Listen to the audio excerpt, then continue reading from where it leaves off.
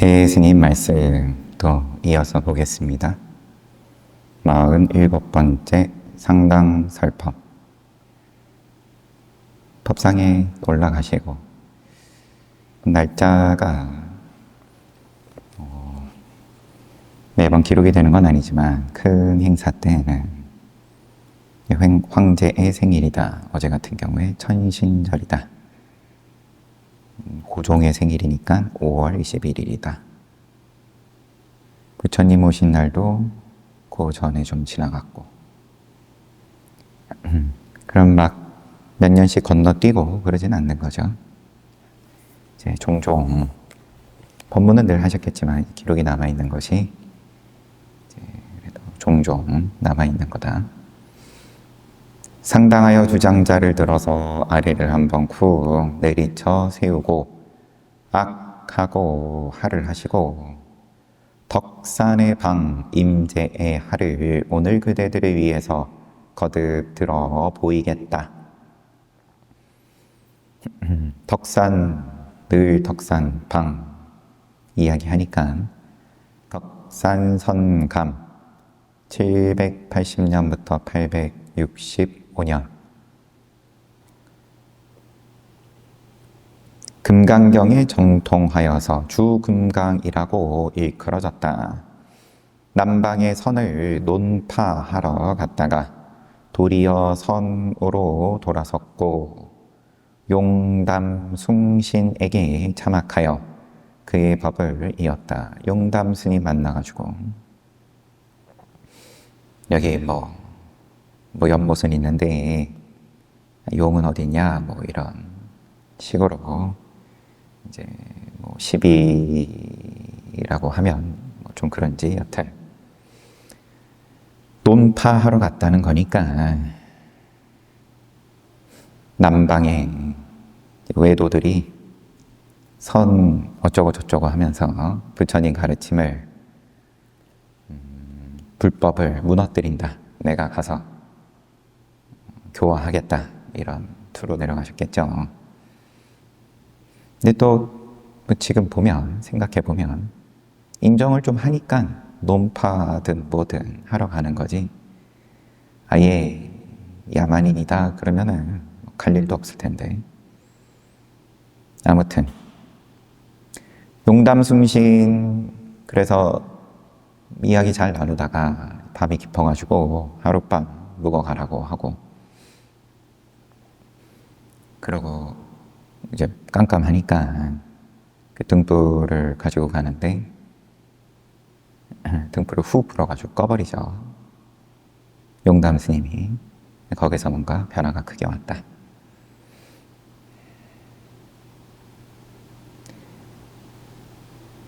뭐 나머지는 됐고 학인을 가르침에 방망이를 휘둘러 선지를 나타내기를 잘 했다고 한다. 방편을 방망이 휘두르면서 쓴 거예요. 임재 스님은 또 할로서 또 쓰신 거고 덕산의 방과 임재의 하를 오늘 그대들을 위해서 거듭 들어 보이겠다. 하늘은 어찌하여 높고 땅은 어찌하여 넓은가. 쓰레기 똥더미 위에 다시 똥을 더하지 말라. 뼈를 바꿔 버리고 창자를 씻어내야 한다. 나는 세 걸음 물러나 여러분이 따지도록 허락하겠다. 자, 어떻게 따지겠는가? 따지다라고 번역이 된 게 상량, 뭐 따지다, 상의하다, 헤아리다, 흥정하다 이런 뜻이 있는 주장자 들고 한번 내리치고 하를 하시고 내가 방과 하를 오늘 보여줄게. 하늘은 어찌하여 높고 땅은 어찌하여 넓은가. 쓰레기 똥더미 위에 똥을 더하지 말아라. 뼈를 바꾸고 창자를 씻어야 된다. 괜히 어설프게 뭐 각자 열심히 한다고 하는 거겠지만 그래도 어설프다. 똥에 똥을 더하는 거다.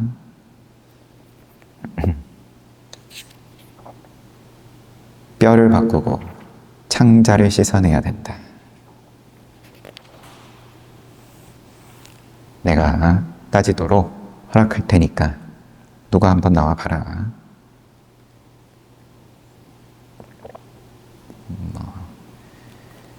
아무도 안 나왔겠죠.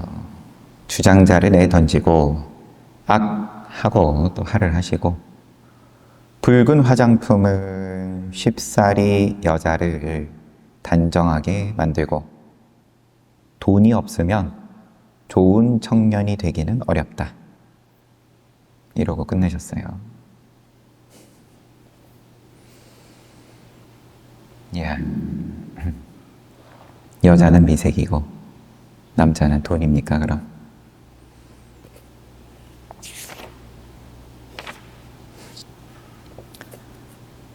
마흔여덟 번째, 상당 문답 설법. 상당하니까 어떤 스님이 설봉은 투자산에 3번 올랐고 동산은 9번 갔다고 하는데 무엇 때문에 오산에서 도를 이루었습니까? 설봉 스님 또 속에 있으니까 12살에 사미가 되고 17에 의존이라는 법명을 받았다.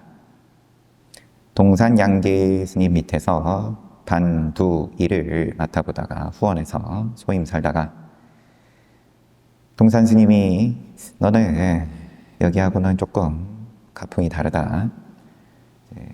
덕산 성감의 가르침을 받게 된다. 덕산의 제자인 암두 전활, 흠산 문수와 함께 행각하다가 오산에 이르러가지고 눈이 많이 온 거겠죠? 그래가지고 정진하다가 암두에게 한 방 맞고서 크게 깨우치고 이제 두드려 맞은 게 아니라 사제인데 암두가. 근데 이제 암두는 편안해진 상황인 거고 설봉은 그렇지가 못하니까 늘 앉아가지고 정진을 하는 모양을 쓰고 암두는 그냥 띵가띵가 노는 거겠죠. 그러니까 시비를 한번 한 거예요, 설봉이.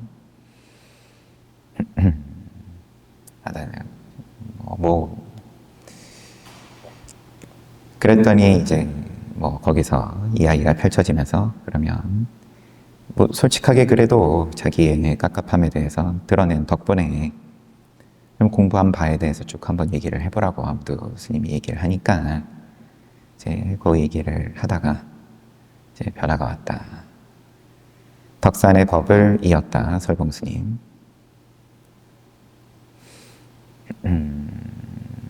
뒤에 내용은 그렇고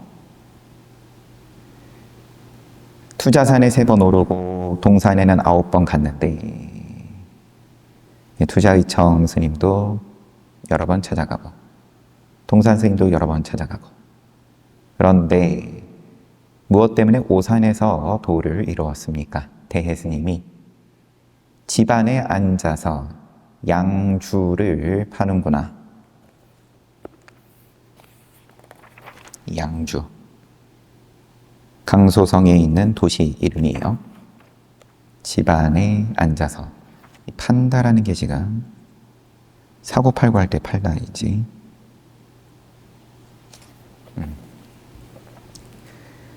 이 이야기가 지금 자세하게 또 옆에 다른 주석에 있어가지고 보면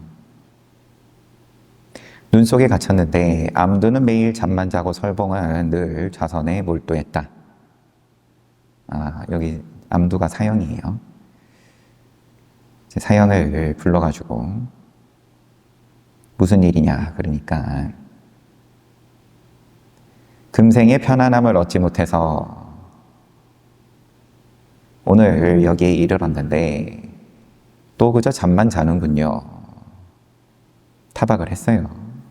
잠만 잔다고. 그러니까 암두가 악 하고는 푹 자라. 니도 자라. 매일 앉아있는 것이 마치 시골 구석에 있는 사당의 토지신 같다. 선량한 사람들을 홀리겠구나. 저의 가슴이 아직 편안하지 않으니 감히 스스로를 속이지 못하는 겁니다. 양심상 나는 그러지 못한다. 나는 그대가 뒷날 외로운 뽕오리 꼭대기에서 암자를 짓고 큰 가르침을 드날릴 것이라고 생각했는데, 그냥 큰 법기라고 생각했는데, 근데 아직도 그런 소리 합니까? 사형이. 저는 진실로 아직 편안하지 못합니다. 그렇다면 그대의 견처를 하나하나 말해 보시오. 옳으면은 증명해 줄 것이고, 옳지 않으면 도련해 버리겠소. 그러니까 이제 설봉이 쭉 얘기를 시작을 합니다. 제가 처음 염관에 갔을 때 염관이 상당하여서 색과 공예의 뜻을 말하는 것을 듣고 한계 들어갈 곳을 얻었습니다. 염관, 제안 선상했죠. 암두가 이것은 앞으로 30년이 지나도록 절대로 언급하지 마시오. 그런 건 공부 아니니까 넘어가고, 또 동산이 물을 건너다가 읊은 개송, 동산 스님, 동산 양계 스님의 개송, 결코 남에게서 찾지 말지니 나와는 아득히 멀 것이다. 그는 지금 바로 나이지만 나는 지금 그가 아니라네. 오도송. 요 글에서 또 뭔가 느낀 바가 있었다 이야기하니까, 또 암두 스님이 만약 이와 같다면 자신조차도 아직 철저히 구제하지 못한 것입니다. 그것도 넘어가고, 설봉이 다시 뒷날 덕산에게 묻기를 예로부터의 종승의 일이 저에게도 돌아올 몫이 있습니까? 하고 내가 물어봤더니 덕산 스님한테 덕산이 한방망이 때리고 말하기를 무슨 말을 하느냐? 그때 저는 마치 통 밑바닥이 쑥 빠지는 것 같았습니다. 그러니까 암두가 악 하고, 그대는 듣지도 못했는가? 문으로 들어오는 것은 집안의 보물이 아니라는 말을. 그러니까 설봉이 그 후에는 어떻게 해야 옳습니까?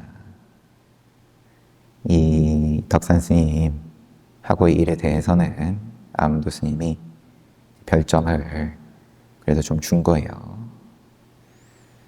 그 후에는 어떻게 해야 옳습니까?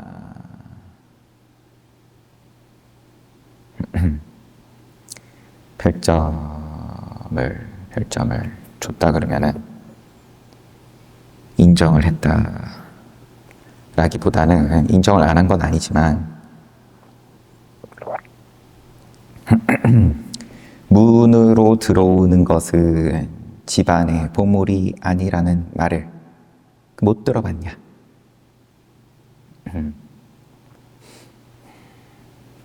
뭘 붙잡고 있냐? 밑바닥이 빠진 건 빠진 건데, 그런데 그러면 어떻게 해야 옳습니까? 그러니까 그 후에 만약 큰 가르침을 드날리려고 한다면 하나하나가 자기 가슴에서 흘러나와야 장래 나와 더불어 하늘을 뒤덮고 땅을 뒤덮을 것입니다. 설봉이 이 말을 듣고 크게 깨닫고 절을 하고 일어나 연거푸 외쳤다. 오늘 비로소 오산에서 도를 이루었다.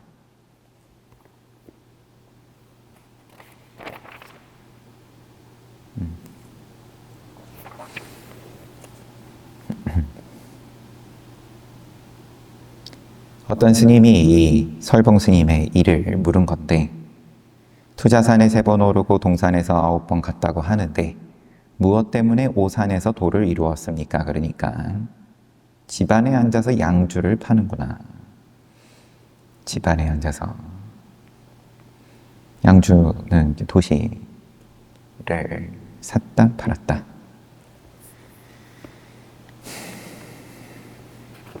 그냥 헛발질한다. 이 스님이 뒤에 암자로 와서 머물렀는데 어떤 스님이 문을 두들기자 설봉이 몸을 내밀고 무엇이냐라고 했는데 그 스님 역시 무엇이냐고 했습니다. 여기에 뛰어남과 모자람이 있습니까? 설봉 스님은 이제 깨달음을 얻고 한마디로 그러고 지내는데 어떤 스님이 와가지고 문을 두들기는데 설봉 스님이 뭐냐 그러는데 그 두들긴 찾아온 스님도 뭐냐라고 똑같이 얘기를 했는데 이게 그러면 하나는 5근짜리 뭐냐고 하나는 6근짜리 뭐냐고 그런 겁니까? 뭐 그럴란지 이 스님의 질문이 뭐든 간에 대스님이 뛰어나다면 모두 뛰어나고 모자란다면 모두 모자란다.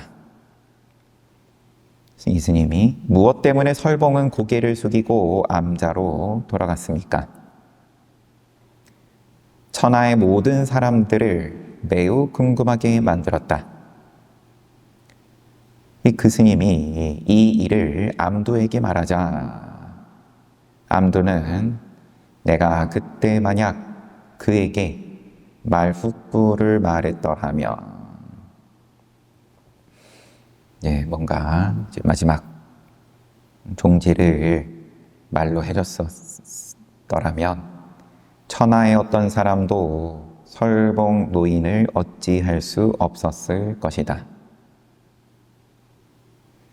내가 그러면 이걸 내가 안 가르쳐줘가지고 이거 가르쳐줬으면 사제 설봉이 천하의 어떤 사람도 설봉을 어찌할 수 없었을 텐데 아쉽다는 투로 그러면 설봉 스님이 깨닫지 못한 건가? 이제 어떤 것이 마룻고입니까? 진행이 된 거는 크게 뭔가 열리고 자기도 설봉 스님도 내가 오늘 오산에서 드디어 도를 이루었다 그렇게 큰 소리치고 그렇게 진행이 됐는데 또 왜 암두 스님은 이런 말을 하냐? 마룻고가 뭐가 또 있는 거냐? 대스님이 같은 침상에서 잠자지 않는다면 이불이 구멍난 줄 어떻게 알겠는가? 대스님, 이불에 구멍이 났는가? 이 스님이 암두가 말하기를 설봉은 나와 같은 가지에서 생겼지만 나와 같은 가지에서 죽지는 않을 거다. 마룻고를 알고자 하는가? 다만 이것뿐이다 라고 했는데 이 뜻이 무엇입니까? 대스님이 사람을 죽이려면 반드시 살인도로 해야 하고 사람을 살리려면 반드시 활인검으로 해야 한다. 문답을 이렇게 끝났는데 이어서 쭉 말씀을 하시는데 우선 설봉 스님의 이제 깨달은 장면과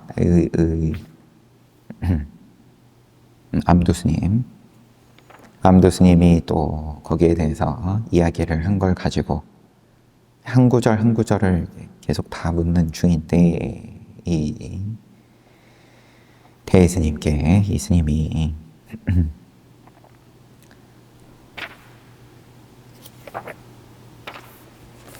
다시 봐봤자 똑같이 있는 것밖에 안 되니까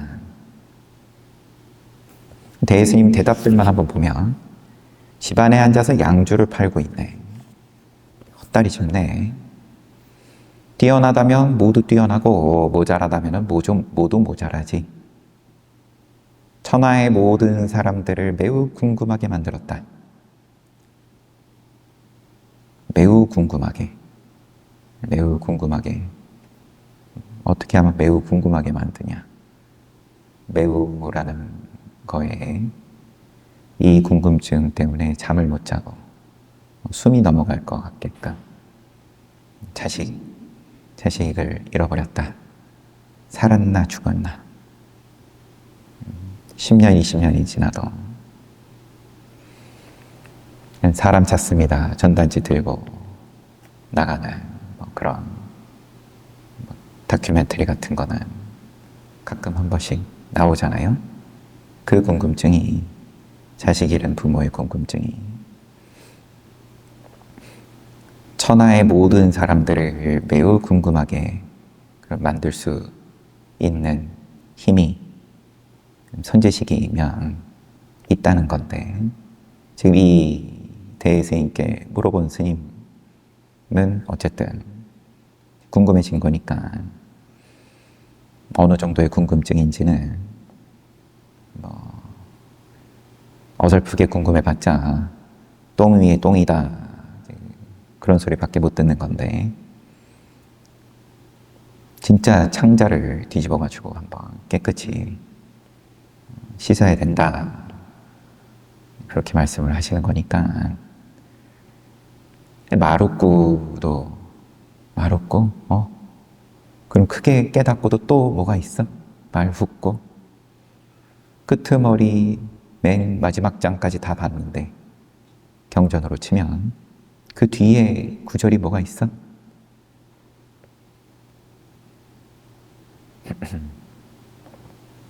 뭐가 마룻고입니까? 같은 침상에서 잠자지 않으면 이불이 구멍난 줄 어떻게 알겠냐?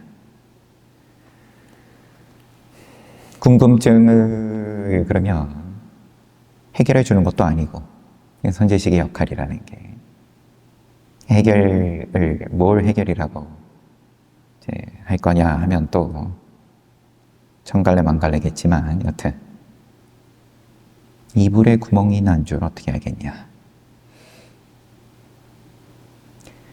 그리고 마지막에 대답이, 사람을 죽이려면 살인도, 살리려면은 활인검. 죽이려면은 죽일 수도 있고, 살리려면은 살릴 수도 있고. 양손에 거무시고, 암두 스님 참 휘두르시는 거가 들었다 놨다 하는 게 참 굉장하다, 이런 감탄, 뉘앙스 일란지 대스님의 말씀이. 이어서 대가 말했다. 예스님이 말씀하시기를 겨우사리가 나무를 감고 기어 올라. 겨우사리는 청라 또는 송라, 소나무의 겨우사리. 나무를 감고 오른다고 했으니까 등나무 같은 건가 보죠. 겨울 소나무 꼭대기까지 뻗쳤고 흰 구름의 맑음은 태허 속에 나타나고 사라지고 한다. 옛사람 말씀하시기를 이러하다. 뒤에 끝까지 옛사람 말씀이에요. 만법은 본래 한가한데 오직 사람이 스스로 시끄럽구나.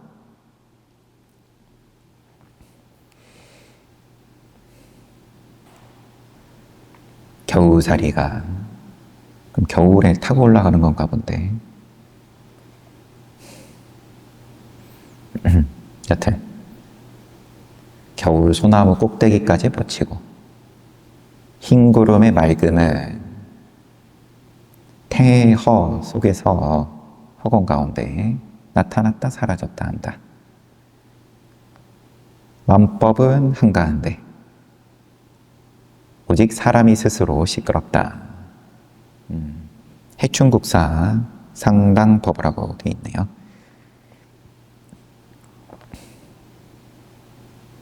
해충국사 이 서장 우리 볼 때 대스님께서 아닌데 다른 누군가가 선사들에 대해서 뭔가 정리를 해서 책을 내니까 이제 거기에 편지를 주고받는 사대부 중에 한 명이었죠. 거기에 대해서 이제 시비를 하니까 이제 두드려 깨는 말씀을 하신 거죠. 대예스님께서 네가 입될 입장이 아니다.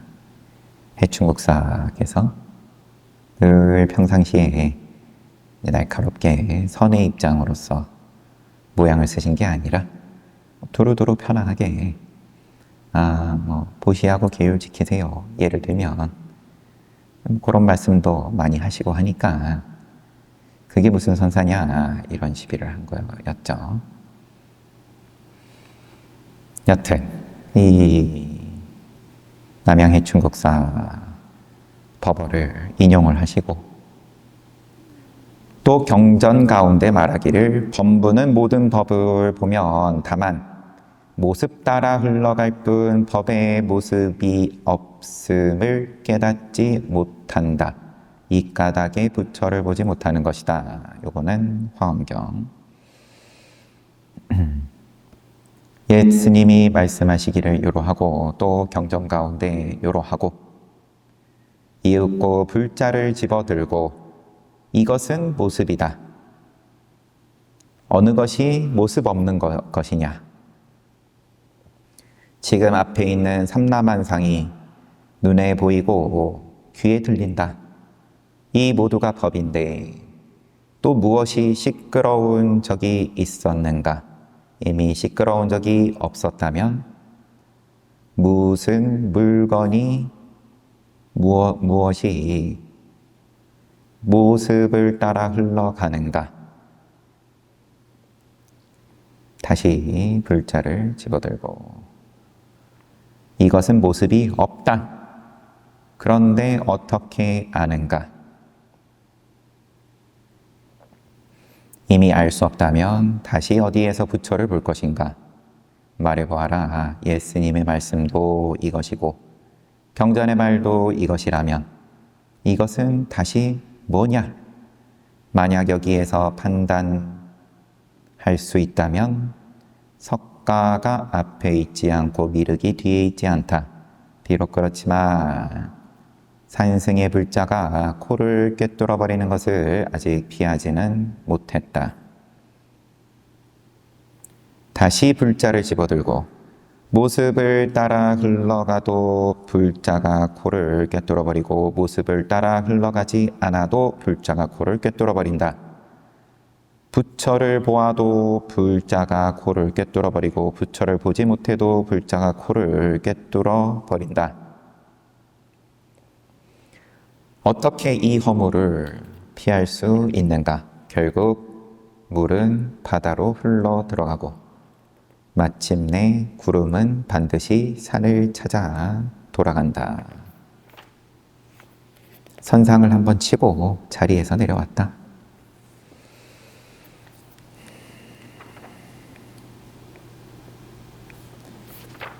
상당문답 설법이었는데 설봉 스님을 가지고 어떤 스님이 질문을 해오는 것에 대해서 쭉 말씀을 하시고 그런 다음에 해충국사의 법어와 그 다음에 화엄경에 있는 범부는 모든 법을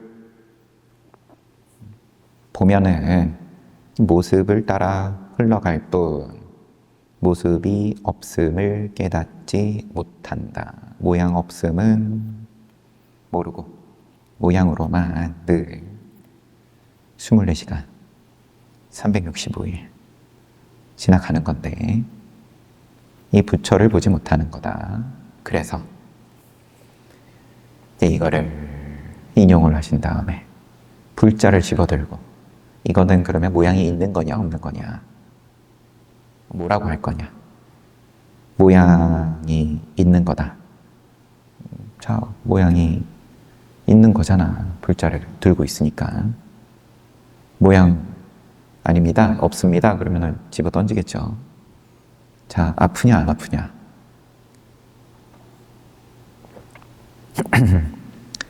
이거는 모습이다. 어느 것이 모습 없는 거냐, 그럼. 불자 들고 있는 이 모양 없는 거 누가 한마디 해봐라, 그러면. 지금 앞에 있는 삼라만상이 다 눈에 보이고 귀에 들리는 건데, 이게 다 법인데, 또 뭐 시끄러운 적이 있냐? 시끄러운 적이 있냐? 다 그저 법인데. 시끄러운 적이 있냐? 시비가 뭐 붙을 게 있냐? 시끄러운 적이 없었다면 무슨 물건이 모습을 따라 흘러가는가? 뭐가 모습 따라 흘러가냐? 시끄러운 적이 없었을 것 같으면 범부는 모습 따라 흘러간다고 지금 인용하신 거니까. 그러고는 다시 또 불자 집어들고 이건 모양 없는 거다. 모양이 없는 거라고 할 것 같으면 그러면 분명하게 손에 들고 있는 거는 뭐냐? 어떻게 아냐? 모양이 없는 거라고 할 것 같으면 보이지도 않아야 되고 어떻게 아냐? 알지 못하니까 이미 알 수 없다면 그러면은 어디서 부처를 볼 거냐? 약견재상, 비상, 즉견, 열애. 모습 없음으로써 부처를 볼 때 부처를 똑바로 보는 거다. 부처를 어디서 볼 거냐? 말해보아라. 예수님 말씀, 또 경전의 말씀이 이와 같다면 모양 없음만 계속 얘기하는 거니까. 이것은 뭐냐? 뭐야 이거? 주장자 들고 있는 걸 손을 또 보여주셨겠죠. 만약 여기서 너 이제 점잖으니까 그렇지. 앞에 덕 선생님 같으면 깨달았다고 오면 우선 후드려 패고 그러면 아프냐 안 아프냐? 이 아픈 거 그러면은 모양이 있는 거야 없는 거야? 빨리 말해라. 이제 그러셨을 텐데 이게 뭐냐? 만약 여기에서 판단해낼 수 있다면 석가, 미륵 뭐 이런 것도 다 됐고 하지만 산승의 불자가 코를 꿰뚫어 버리는 것을 아직 피하지는 못했다. 모양이라고 해도 모양 아니라고 해도 불자가 코를 꿰뚫어 버린다. 부처를 본다 그래도 부처를 못 본다 그래도 코를 꿰뚫어 버린다. 어떻게 피하겠냐? 결국 물은 바다로 흘러가고 구름은 반드시 산을 찾아 돌아간다. 그러고 내려가셨어요. 내려갈 시간은 항상 되는 거니까.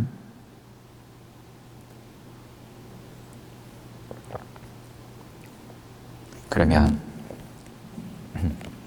끝나기를 기다리셨던 분들은 시계 한 번씩 보는 거고 49번째 상당거화설법 법상에 올라 인용하여 말했다. 한 스님이 미호에게 물었다. 미호? 구미호인가요? 주석을 보면 죄송합니다. 경조미호 위산영우의 법을 이은 제자. 어휴, 스님이신데. 예로부터 뛰어난 사람은 참되고 올바른 이치에 통달했습니까? 법상에 올라 인용을 지금 하시는 것이 한 스님이 미호에게 묻기를 예로부터 뛰어난 사람은 참되고 올바른 이치에 통달했습니까? 복잡하죠. 본인이 공부 열심히 하다가 한 스님이 뭐 깝깝하고 나는 왜 안 될까? 뭐 이런 때 나올 법한 질문이겠죠. 뛰어난 사람은 참되고 올바른 이치 통달했습니까? 뛰어난 사람은 뭐고, 참되고 올바른 이치는 뭐고, 통달은 뭐고? 미호가 말했다. 통달했지. 통달했어. 그런데 참되고 바른 이치를 어떻게 통달했습니까? 이 스님이 어떻게 통달했습니까? 그러면 당시에 곽광이 중국 전한 시대 정치가 곽광이 가짜 은성을 선우에게 팔았을 때 계약서를 누가 작성했지? 고사에 있는 걸 텐데 이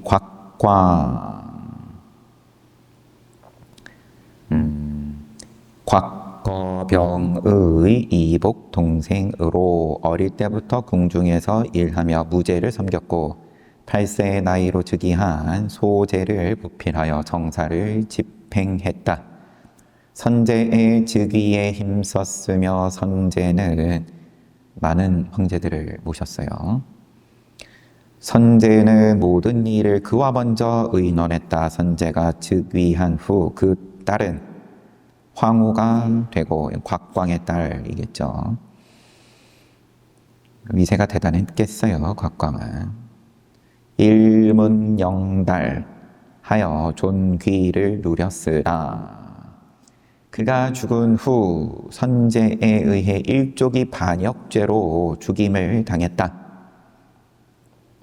내치와 더불어 정복 전쟁에도 몰두했던 무제는 이광을 시켜 흉노를 수십 차례 정벌하였으나 무제의 사후 정권을 잡은 곽광은 지금 무제, 소제, 선제 이렇게 섬기는 가운데 소제는 앞서서 8세의 나이로 즉위해가지고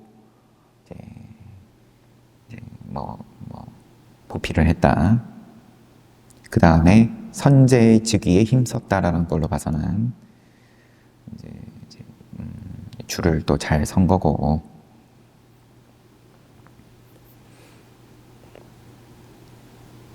어디 보다가 무제의 사후의 정권을 잡은 곽광은 어린 임금을 모시고 내치에 치중하였다. 흉노에 대해서는 유화 정책을 취했다. 곽광이 가짜 은성을 흉노의 왕인 선우에게 팔았다는 이야기는 역사적인 사실이 아니라 한간에서 공연되었던 연극에 나오는 내용이라고 한다. 그러면 뭔가 외교를 되게 잘 한 것으로서 전쟁을 피하면서 이제 그런 식으로 본인이 본인을 띄우는 연극을 사람들에게 퍼뜨린 건지는 몰라도 여튼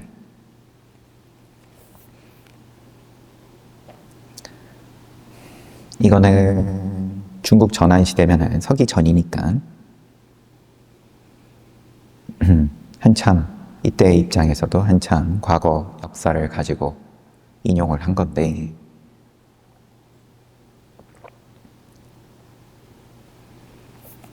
이제 돌아와가지고 한 스님이 미호에게 묻기를 옛날부터 뛰어난 사람은 참되고 올바른 이치에 통달했습니까? 스님이 묻는 거니까 참되고 올바른 이치다. 깨달음을 구하는 거라고 보겠습니다. 뛰어난 사람은 참되고 올바른 이치에 통달했습니까? 통달했지. 그러니까 그거 어떻게 통달했습니까? 하니까 이 미호 선사가 당시에 곽광이 가짜 은성을 흉노 왕에게 팔았을 때 계약서는 누가 작성했지? 이 스님이 말이 없었다. 거기서 뭔가 막혔어요. 가짜를 팔아먹고 은이 잔뜩 나는 광산이 있는 도시다, 성이다. 네, 요거 챙겨줄 테니까 이제 쳐들어오지 말아라. 예를 들면 뭐 그렇게 서로 약조를 한 건지 몰라도 그래서 기대를 했는데 뭐 은이 나왔는지 안 나왔는지는 여튼. 근데 계약서를 누가 작성했지?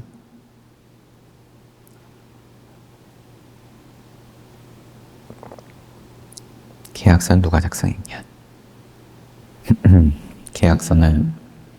계약서를 왜 쳤지? 참되고 바른 이치를 어떻게 통달했습니까? 그건 왜 나한테 묻지? 계약 위반이다. 이제 따져야 되니까. 흉노족의 왕이 뒤통수 맞았다. 아니, 그러면 은이 잔뜩 난다고 계약서에 썼을 테니까 사실이 아니지 않냐 이제 따지는데, 따지기 위해서 계약서가 필요할 텐데 참되고 바른 이치를 어떻게 통달하였습니까?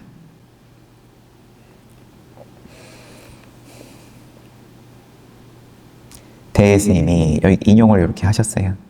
인용은 끝났고, 내가 그 당시 만약 이 스님이었다면, 질문을 해온 스님이었다면 그 즉시에 한마디 전어를 말해가지고 노인네의 미호 스님의 입을 틀어 막았을 것이다. 말해보아라, 무슨 말을 해야 하는가? 양구하셨다가 만약 쉽게 얻는다고 가르친다면 곧 등한히 여길 것이다. 쉽게 얻는다고 가르치면 그러면은 귀한 줄 모른다. 귀한 줄 모른다. 그럼 고생해서 얻으면 그래도 스스로 소중하게 생각하겠죠.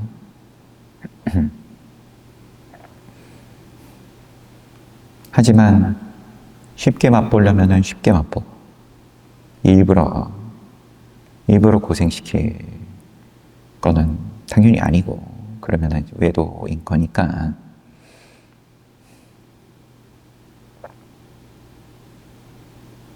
이렇게 끝났어요. 내가 이제 미호 스님의 대답을 내가 그때 들었을 것 같으면 내가 바로 한마디 해가지고 이 노인네 내가 엎어버렸을 텐데, 저것도 대답이라고 한 거냐, 뭐 이런 느낌이 있죠. 그런데 당연히 이 법문 듣고 있는 대중들, 또 대스님께 공부해보겠다고 의지한 학인들을 위한 말씀인 건데, 스스로 내가 미호보다는 수준이 높다, 깨달은 경지가 높다, 이런 자랑하려고 하시는 말씀은 당연히 아닐 테고. 근데 이때 뭐라고 할 것 같냐? 한마디로 하면, 여기 인용에서는 이 스님은 아무 말도 못하고 그냥 입 다물고 지나갔는데, 뭐라고 한마디 해봐라. 할 수 있어야 되지. 너네들 같으면. 잠깐 기다려주셨다가 양구하셨다가, 만약 쉽게 얻는다고 가르치면, 쉽게 가르치면 곧 등한히 여길 것이다. 이렇게 끝났어요.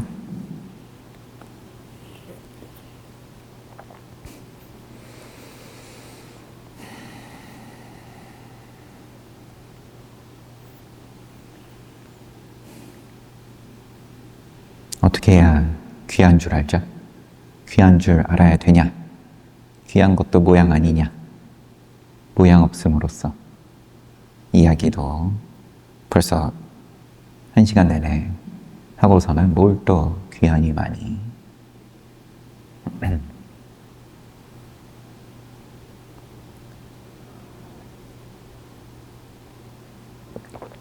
말은 그럴싸한데 책임을 져야 될 텐데 또 그런 소리 하려 그러면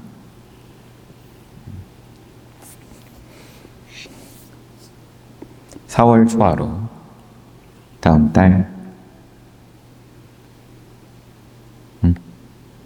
4월 초하루 3월 초하루인가요? 4월 9일 양력 4월 9일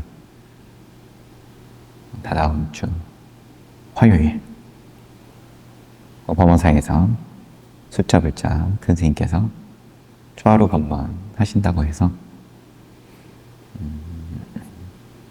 우리 함께 범어사 한번 또 오랜만에 가면 어떨까 그런 생각이에요. 좋죠.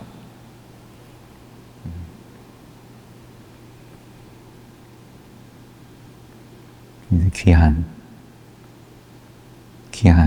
초하루 법문 들으러 갑시다.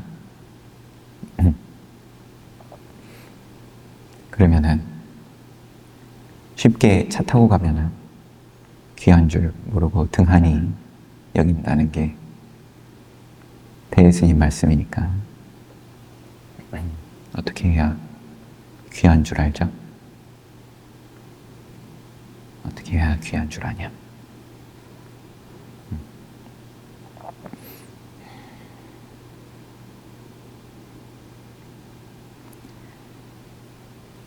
쉬었다가 정진합시다.